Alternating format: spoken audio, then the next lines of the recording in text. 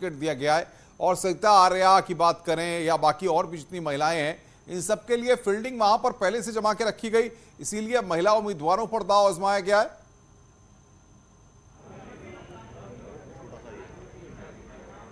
देखिए, बीजेपी पर कहीं ना कहीं इस बात का दबाव तो था कि वो महिलाओं को भी अधिक से अधिक संख्या में टिकट दे।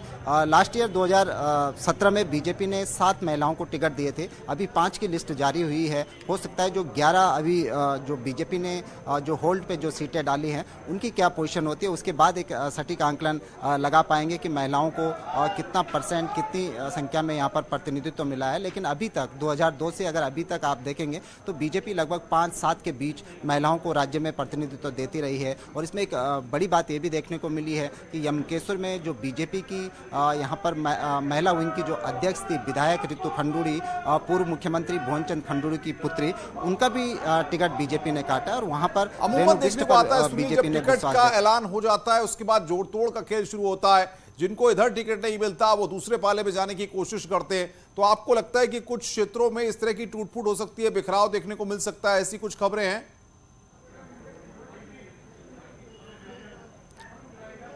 देखिए अनुपम, अभी जैसे ही हम यहाँ से बाहर निकलेंगे, मुझे लगता है कि किसी ने कुछ सीटों से असंतोष जरूर उभर कर सामने आ सकता है, क्योंकि बहुत सारी सीटों पर लोग बड़ी उम्मीद लगाए हुए थे। दावेदार यहाँ पर डेरा डाले हुए थे। बहुत सारे दावेदार तो जब यहाँ से कोर ग्रुप की मीटिंग के बाद जब पैनल दिल्ली गया तो दिल्ली में डेरा डाले हुए थे। अब अचानक अगर टिकट नहीं मिला, अगर मैं यहाँ पर देहरादून कैंट सीट की बात करूँ तो यहाँ पर सालों से बिल्कुल सुनील, आप बने रहिए। राजीव तिवारी और विनीत हमारे साथ बने हुए हैं।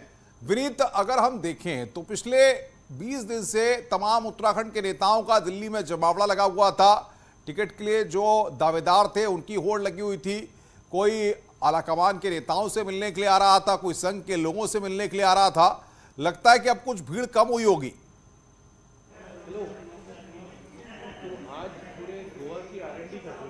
आज निश्चित तौर पर मैं आपको बताना चाहूंगा कि हालांकि अब भीड़ जो है वो बीजेपी कार्यालय में कम हो गई है, लेकिन अभी भी 11 सीटों पर अभी भी उम्मीदवारों के नामों की घोषणा है वो अभी की जानी बाकी है और इसको लेकर के अभी भी कवायद की जा रही है। मैं आपको बताना चाहूंगा कि ये जो 11 सीट है ये वे सीट है जिन पर विवाद ज्यादा है।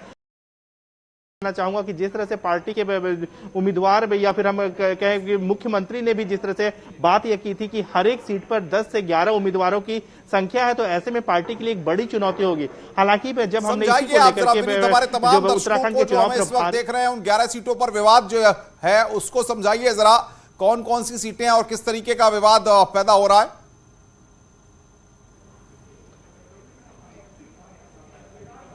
जी, निश्चित तौर पर मैं आपको बताना चाहूंगा कि जो 11 सीटें अभी बची हुई हैं उन पर जो विवाद है उस पर उम्मीदवारों के नामों को लेकर के ही विवाद है। अधिक से अधिक उम्मीदवार जो हैं वो वहां पर हैं और वो टिकट के दावेदार हैं, इसी को लेकर के यह विवाद चल रहा है। इसके साथ ही साथ मैं आपको एक बात और मैं अनुपम बताना चाहूंगा कि काफी महत्वपूर्ण है, क्योंकि जिस तरह से रितु खंडूरी में जो पूर्व मुख्यमंत्री वहां पर भुवनचंद खंडूरी थे उनकी बेटी का टिकट काटा गया है, ये यहाँ पर काफी महत्वपूर्ण हो जाता है। इसके साथ ही साथ मैं आपको एक बार और बताना चाहूंगा कि जुबिन नौटियाल जो उत्तराखंड के गायक हैं उनके पिता को भी टिकट दिया गया है। रामचंद्र नौटियाल को भी चक्राता से टिकट दिया गया है। ये भी काफी महत्वपूर्ण हो जाता है उत्तराखंड। इस पर अपडेट लेते हैं सुनील के साथ। सुनील, जुबिन नौटियाल के पिता को टिकट दिया गया है, भुवनचंद खंडूड़ी की बेटी का टिकट काटा गया है, क्या अपडेट इनके बारे में? कैंट आ गई, रामपुर आ गई, ठीक है, डोईवाला आ गई, ऋषिकेश आ गई, नरेंद्र नगर नहीं आया। मैं सुनील के पास आऊं इस वक्त बातचीत करने के लिए। एसएन सिंह साहब हमारे साथ जुड़ गए हैं, जो कि भारतीय जनता पार्टी के प्रवक्ता है। सिंह साहब, उत्तराखंड की लिस्ट सामने आ गई है, कैसे आपने संतुलन बनाने की कोशिश की? बहुत सारे लोग तो उम्मीद कर रहे थे कि भाजपा संतुलन बना ही नहीं पाएगी, क्योंकि उत्तराखंड में तो किसी का मुंह इधर है, किसी का मुंह इधर है, और कोई उम्मीद लगाकर रखा है कि पार्टी ही छोड़ देगा। देखिए अनुपम जी, भारतीय जनता पार्टी एक लोकतांत्रिक पार्टी है और अपनी सारी प्रक्रिया लोकतांत्रिक तरीके से करती है। प्रत्याशियों को भी पता है कि वो पार्टी में रहें या छोड़ दें। अगर पार्टी में रहना है तो पार्टी के कायदे कानून जो नियम है उसके हिसाब से बद के रहना है, उसको मानना है। लिहाजा आप देखे होंगे कि आज बहुत ही संतुलित लिस्ट जो है वो उत्तराखंड भारतीय जनता पार्टी के द्वारा ले आया गया है। और लेकिन मुझे लग रहा भुवन है चंद अनुपम गंडूड़ी जी की कि बेटी इससे- को टिकट आपने काट दिया। तमाम लोग इस पर भी सवाल खड़ा करेंगे कि भाई पूर्व मुख्यमंत्री हैं, उनकी बेटी को आपने चुनावी दंगल से बाहर कर दिया। देखिए अनुपम जी, टिकट देने का जो पैमाना है वो और पार्टियों की तरह नहीं है कि वो परिवार में के लोग मुख्यमंत्री रहे हैं या समाजवादी पार्टी की तरह या कांग्रेस की तरह, तो वो देना अनिवार्य ही है। जिस जगह से टिकट मिल रहा है वहां की प्राथमिकता, वहां जमीन पे क्या हकीकत है, इन सारी चीजों को देखकर हम ऐसे प्रत्याशी को टिकट देते हैं जो जीत कर आए और मनोज रघुवंशी वरिष्ठ पत्रकार हमारे साथ हैं। मनोज जी, उत्तर प्रदेश की नब्ज तो आप समझते ही हैं, उत्तराखंड के हालातों पर भी आप लगातार नजर बना के रखते हैं। सवाल यह है कि 2017 से 2022 के बीच में भाजपा की सरकार में जो जो चीजें हुई, जो जो घटनाक्रम हुए, उन्होंने भी आपको चर्चा के लिए तमाम विषयों पर आपको बुलाया। अब जो परिस्थिति है कि टिकटों का ऐलान भारतीय जनता पार्टी ने कर दिया, कांग्रेस की लिस्ट अभी नहीं आई है, अब ऐसे में क्या उथल पुथल देखने को मिल सकती है उत्तराखंड के अंदर? देखिए, बस उथल पुथल तो यही है। एक्चुअली कांग्रेस ज्यादा कॉन्फिडेंट है इस समय, और बीजेपी के अंदर जिन लोगों को, जो पहले भी आप में किसी ने कहा कि बीजेपी में जिनको टिकट नहीं मिलेगा वो एक लास्ट कोशिश तो करेंगे ही, तो वो एक कोशिश, जैसे कि अब जैसे रुद्रपुर में है, उनका शायद अभी डिसाइड नहीं हुआ है, राजकुमार ठुकराल जी। तो अब ऐसे में जो जिन लोगों को नहीं होता, कोशिश तो करते हैं ये लोग उस तरफ जाने की, लेकिन लास्ट मोमेंट पे जाना उतना आसान भी नहीं होता ना। या तो पहले चले गए होते तो बात अलग थी, लास्ट मिनट पे जाना आसान नहीं है। क्या मानते हैं आप? त्रिवेंद्र सिंह रावत ने पत्र लिख दिया था कि मैं इस बार चुनाव नहीं लड़ना चाहता, मैं नहीं चाहता टिकट, तो इसके क्या मायने हैं? इसको आप किस तरीके से देखते हैं? और आला कमान ने उनकी बात का सम्मान भी रखा, उनको टिकट नहीं दिया। अब देखिए, अंदर की बात क्या है वो तो मैं नहीं जानता। कभी क्या है कि जितने सीनियर आदमी हैं, मुख्यमंत्री रहे हैं, तो जाहिर है कि मान लीजिए उनको टिकट नहीं देना है, तो बजाय इसके कि ये कहें कि आपको टिकट नहीं देना है, उन्हीं से कहलवा दिया कि मुझे टिकट नहीं चाहिए। तो अब वास्तव में क्या हुआ है ये मुझे नहीं पता, कि उन्होंने खुद फैसला किया कि मुझे नहीं लड़ना है, कि पार्टी हाई कमांड ने इशारा कर दिया कि आप इस बार रहने दीजिए। बिल्कुल, मेरे पास कांग्रेस के स्पोक्स पर्सन सैफ अली खान भी जुड़ गए हैं। सैफ साहब, उत्तराखंड में तो भारतीय जनता पार्टी ने आपसे टिकटों के बंटवारे में पहले बाजी मार ली, टिकटों का ऐलान कर दिया, आपकी लिस्ट कब आ रही है?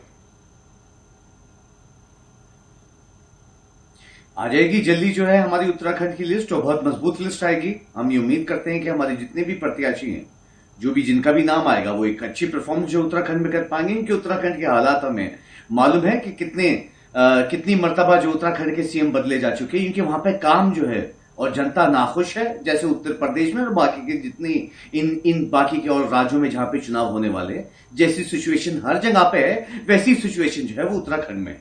अच्छा, जो लोग नाराज होंगे यहाँ बीजेपी में टिकट से, अगर वो आपके यहाँ आएंगे तो आपके लिए दरवाजे खुले हुए हैं, उनको टिकट देंगे आप? कांग्रेस देगी उनको टिकट? देखिए, ये जो डिसीजंस लिए जाते हैं ये पार्टी के आला कमान लेते हैं, पार्टी के जो प्रेसिडेंट्स है वो लेते हैं कि किसकी परफॉर्मेंस अच्छी है या किस रीजन की वजह से जो है वो पार्टी में आ रहा है। अब आप मौजूदा अगर एग्जांपल हमारी पार्टी से बात करते हैं कि कौन जो है छोड़ के उत्तर प्रदेश में ज्वाइन करके गया है, तो जो पोस्टर गर्ल की बात हो रही थी, तो मुझे लगता है कि ये भी एक क्या है कि भारतीय जनता पार्टी के गोवा में लीडर्स जो हैं, उत्तर प्रदेश में जो इनके लीडर्स जो हैं, वो इंक्लूडिंग उप मुख्यमंत्री जो है वो ज्वाइन कर रहे हैं सपा में, गोवा में जो है इनके जितने भी लीडर्स हैं वो ज्वाइन कर रहे हैं कांग्रेस, या अलग अलग जगहों के ऊपर जहां पे कांग्रेस में ज्वाइन कर रहे हैं। तो ये बौखलाहट है, कुछ तो दिखाना है कि किसी को ज्वाइन कराया।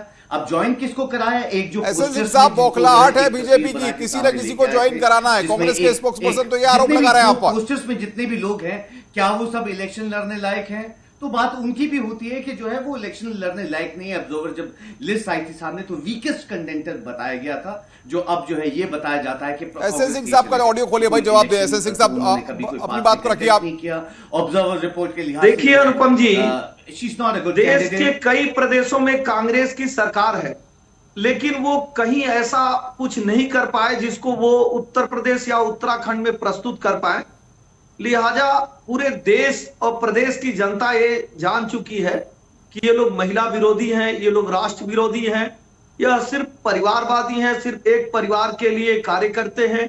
और आप देखे होंगे अभी ये कह रहे हैं कि इनके यहां से छोड़ के जा रहे हैं। विरोध पे ये बात कांग्रेस में अच्छी नहीं लगते, आप जानते हैं। देखिए, कांग्रेस के पास ना कोई जन है ना आधार है।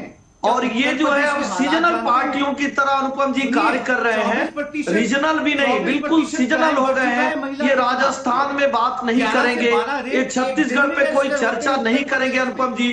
त्रिपुरा की एक छोटी सी घटना को लेके महाराष्ट्र में अगर हिंदुओं पे अत्याचार होगा ये कुछ नहीं बोलेंगे अनुपम जी। और तो हवाओं में प्रदेश बात की करना जनता चाहते हैं। और हमने देश हाथरस की में जनता देखा है जान रही एक है ऐसे बच्ची को कि जो 2:30 बहुत बजे के दिन हो करीब गया पेट्रोल डाल के आग लगा का रहे थे। टाइटल हमने जो है लगाकर कुलदीप सिंह और सेंगर को प्रदेश और देखा है, देश की उस जनता आपके को विधायक कब तक भारतीय जनता बुलाया पार्टी जा का जो सकता है? रेपिस्ट लिहाजा विधायक अनुपम कुलदीप जी, सिंह सेंगर, हो गई लड़ाई, हो गई भैया, आपस जेल में में इस तरह की जिरह का कोई अर्थ नहीं है।